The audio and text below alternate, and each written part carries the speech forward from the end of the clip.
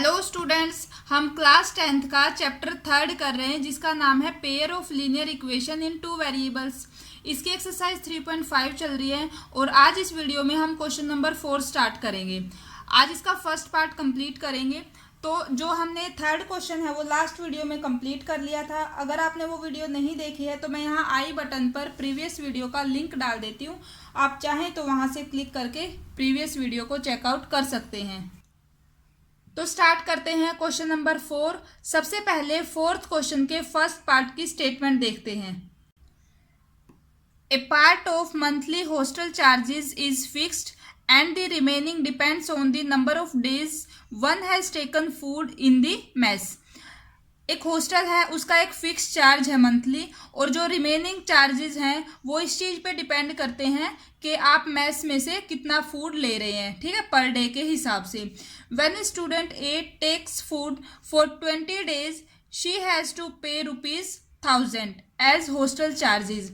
देखो, जब अगर कोई एक स्टूडेंट है वो अगर 20 दिन वहाँ से खाना ले रही है तो उसे पे करना होता है 1000 रुपये, ठीक है। अब आपको ये बात समझनी है, इस 1000 में हमारे पास इस खाने के चार्जेस भी आ गए हैं और जो हॉस्टल का फिक्स चार्ज था, मंथली चार्ज, वो भी इंक्लूड है इसके अंदर, ठीक है। Whereas a student B, एक और स्टूडेंट है, who takes food for 26 days pays ₹1180 as hostel charges.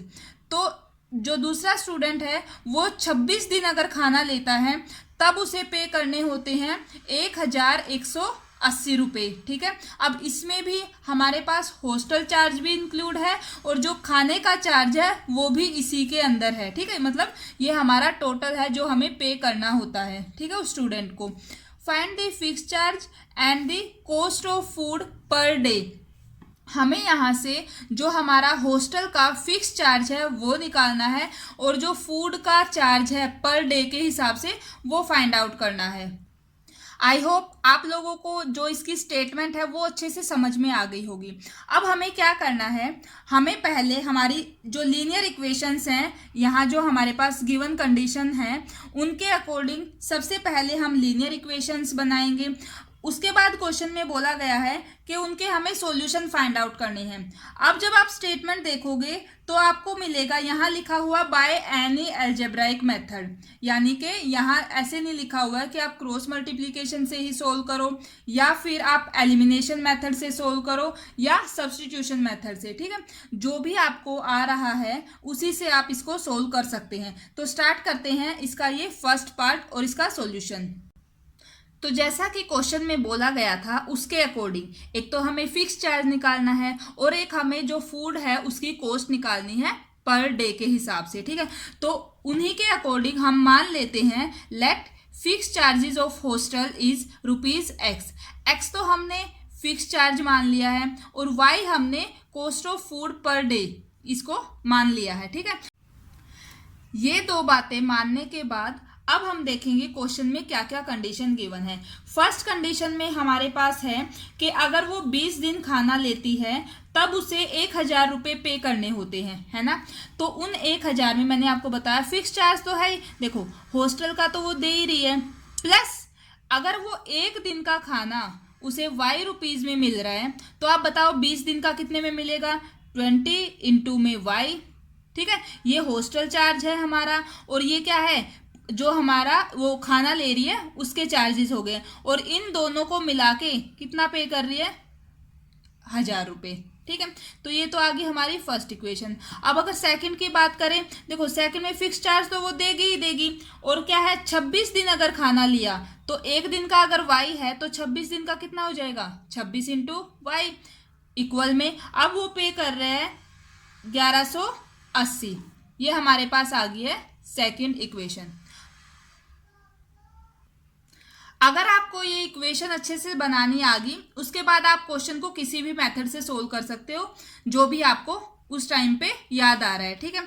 तो अब हमें इनके सॉल्यूशन फाइंड आउट करने हैं। इट मीन्स हमें x और y दोनों वेरिएबल्स की वैल्यू निकालनी है। तो आप देखो सबसे इजी और सूटेबल मेथड कौन सा है, मैं अपने अकॉर्डिंग बता रही हूँ, हो सकता है आपको इससे भी इजी कोई और लग रहा हो या आप किसी दूसरे मेथड में कंफर्टेबल हो। ठीक है, तो जो भी आपको इजी मेथड लग रहा है आप उसी से कर सकते हो। देखो हम क्या करेंगे, यहाँ आप देख पा रहे हैं दोनों जो हमारी इक्वेशंस आई हैं दोनों में एक्स वेरिएबल का कोफिशिएंट सेम है, तो हम क्या करेंगे, दोनों इक्वेशन को सब्ट्रैक्ट करवा लेते हैं। ठीक है, subtract equation second from first. Second को माइनस कर रहे हैं फर्स्ट में से, तो पहले फर्स्ट लिखेंगे, ये आ गया। अब हम क्या करेंगे, सेकंड लिखेंगे। आप उल्टा भी कर सकते हो, इसमें से इसको भी माइनस करवा सकते हो। ठीक है, अब वो आपकी मर्जी है। अब आपको पता होगा जब भी हम दो इक्वेशंस को सब्ट्रैक्ट करवाते हैं साइन चेंज हो जाएंगे। ये तो कैंसिल हो गया। यहां से हमारे पास क्या आ गया, माइनस का 6y is equal to minus का 180। ठीक है, माइनस से minus cancel, y is equal to 180/6, यानी कि y की वैल्यू आ गई है 30। ठीक है, तो ये आ गई है हमारे पास y की वैल्यू। अब आप ये बताओ हमने कौन सा मेथड यहाँ यूज किया है। ठीक है, हमने यूज किया है एलिमिनेशन मेथड। ठीक है, तो आपको जो भी इजी लग रहा है आप उसी से इसको सोल्व करो।